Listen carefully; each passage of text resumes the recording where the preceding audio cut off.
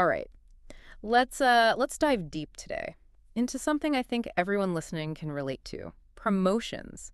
You know those tempting sales and discounts we see everywhere? Well, we got some listener research from the IPRPD International Journal of Business and Management Studies from May 2024. And it takes a look at how those deals can actually change how we see brands. It's all about the psychology behind those limited time offers. Do they make a brand more appealing or maybe a little less cool? Yeah, what's fascinating is this study dives into the idea that brands, just like people, have personalities. Think about it. Some brands feel daring, others reliable, maybe even upper class. These traits are carefully crafted, and they're a big part of why we're drawn to certain brands. Totally. I mean, if I think a brand is adventurous, and I see myself that way too, well, then I'm way more likely to buy their hiking boots, right? But what this research did was test whether throwing a sale into the mix changes how we perceive those personality traits. Exactly. They showed people ads for a new apparel brand. Some ads had a promotional offer, others didn't. And the results were kind of surprising. People who saw that discounted ad actually rated the brand lower on traits like spirited, outdoorsy, and upper class, almost like the discount made the brand seem less aspirational. Okay, so that's already a red flag for marketers who want to maintain a certain image. But I'm guessing it's not that simple, is it? I mean, everyone loves a good deal. You're right, it gets more nuanced. The study found that people who love bargain hunting weren't as affected by the discount. For them, the brand's personality didn't take as much of a hit. But for people who are super brand loyal, the discount actually made them feel less connected. It's like seeing your favorite band suddenly playing a cheesy corporate gig. It kind of throws you off. So is a takeaway that brands should just never offer promotions? That seems unrealistic, right? Not necessarily. The key takeaway is that promotions can be a powerful tool. But like any tool they need to be used strategically, it's about understanding your brand's personality, your target audience, and finding that sweet spot where a promotion actually enhances your image instead of detracting from it. So how does a brand figure that out? This study mentions a bunch of different theories, things like economic theory, prospect theory, even cognitive dissonance. What do all those mean for the average person trying to understand marketing? Well, let's start with economic theory. It assumes we're all rational beings who want to maximize value. A discount can make something seem like a better value. But this research shows that's not the whole story. If the discount clashes with how we already see the brand, it might actually make the product feel less valuable, even if it's cheaper.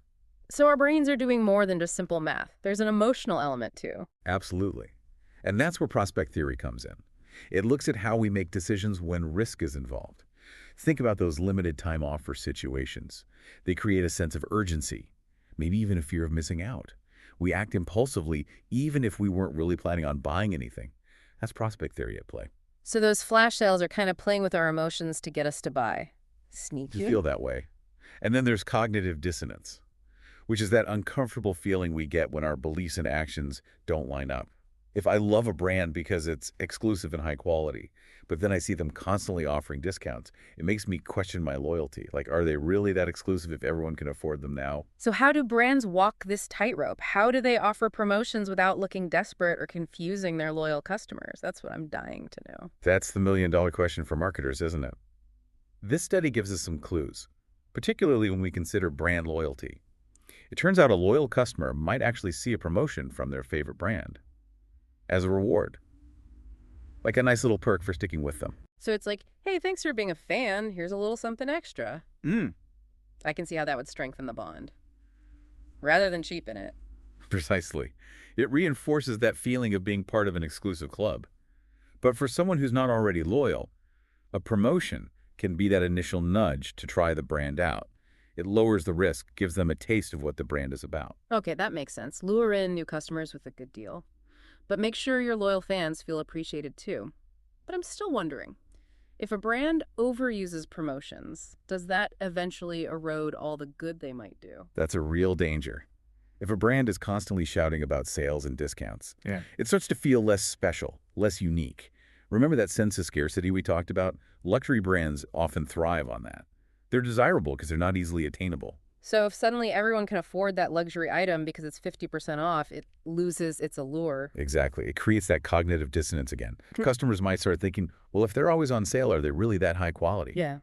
It undermines the brand's carefully crafted image. So consistency is key. Your promotional strategy needs to reflect your brand personality. not contradict it. This study actually mentions some specific examples, right? Like how different types of brands might approach promotions in totally different ways. Absolutely. Think about a luxury brand. Hmm. They might never offer discounts. Instead, they might focus on limited edition releases, exclusive events, things that create a sense of exclusivity and heighten that aspirational feel. Right? Because for them, it's about selling an experience, a feeling of belonging to something special. A discount just wouldn't fit that narrative. Exactly. On the other hand, a brand that's built on affordability and accessibility might use promotions quite frequently, but they'll do it in a way that feels authentic, like highlighting their commitment to offering great value. So a buy one, get one free pizza deal works for a budget-friendly chain, but not so much for a Michelin star restaurant. Got it. We've talked a lot about the potential downsides of promotions, but let's be fair. There must be some upsides too, right? I mean, they obviously work, or Right. brands wouldn't keep using them. Of course. When used strategically, promotions can be incredibly effective. They can attract new customers, boost sales, even generate buzz around a new product launch. Hmm. They can also be a great way to reward loyal customers, or even clear out old inventory to make room for something new. So it's not about avoiding promotions altogether. It's about using them in a way that aligns with your bigger goals and reinforces your brand identity. Precisely. This study really gives marketers a framework to think about promotions in a smarter, more nuanced way. It's not just about slapping a discount on something and hoping for the best. It's about asking strategic questions. Like what? Give us some examples. Well, before launching any promotion, a brand should ask, what message does this send about our personality?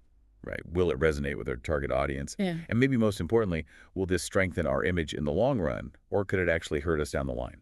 Those are some great questions. I'm already starting to see how promotions can be a powerful tool, but only if they're used with real intention and understanding. Now, we've been talking a lot about apparel, but what about other industries? Does this research apply to, say, food tech, even services? Are there universal truths here? Yeah, that's a great question. We've been dissecting the apparel industry, but does this whole promotions and personality thing hold true for other types of businesses? Right, exactly. I mean, we've been, really focusing on apparel.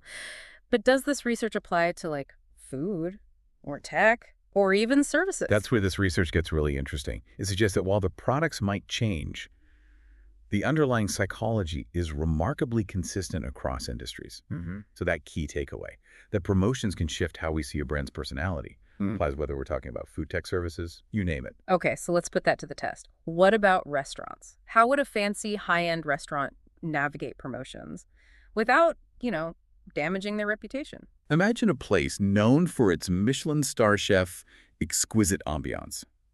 You're paying for an experience.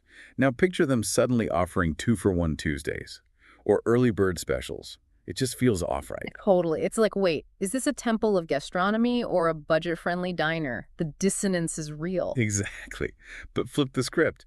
A fast food chain built on value, they can offer those buy one, get one burgers all day long, because it reinforces what people already expect from them. Affordability and convenience. Okay, that makes sense. So it's not the promotion itself, it's whether it matches the brand's existing story. What about tech? Say a company launching a brand new cutting-edge smartphone. Would discounts ever make sense? That's where it gets tricky. If a tech company prides itself on innovation premium features, and they immediately slash prices and sends a weird signal, consumers might wonder, if this phone is so revolutionary, why are they already desperate to get rid of it? Yeah, it's like they're admitting their product isn't that great after all. You'd expect them to hold their value, especially right after launch. Precisely.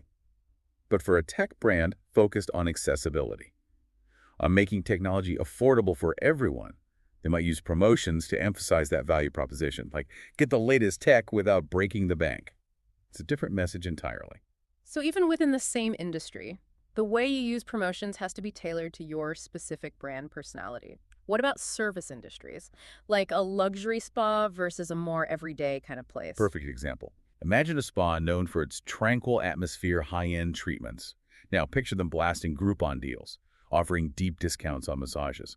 It cheapens the experience, right? Totally. Like, is this supposed to be an oasis of relaxation or a bargain basement massage parlor? The two just don't compute. Exactly. But a more budget-conscious spa, they might use promotions to attract new clients, fill empty appointment slots, and that wouldn't necessarily hurt their image. The key is framing it in a way that feels authentic, like treat yourself without overspending. So it's not about saying never offer a discount. It's about understanding that promotions are a tool and you have to know how to wield them effectively. Sounds like marketers need to think less like salespeople and more like brand therapists, maybe. I love that analogy. It's about understanding the deeper psychology at play, being able to diagnose whether a promotion will help or harm the brand in the long run. This study really pushes marketers to think more strategically, less about short-term gains and more about long-term brand health. And that brings up a bigger question for me. If we're constantly bombarded with sales and discounts, does that diminish the perceived value of everything? Are we losing sight of what things are actually worth? That's a really provocative thought, and one this research encourages us to consider. It doesn't offer easy answers, but it prompts us to become more conscious consumers.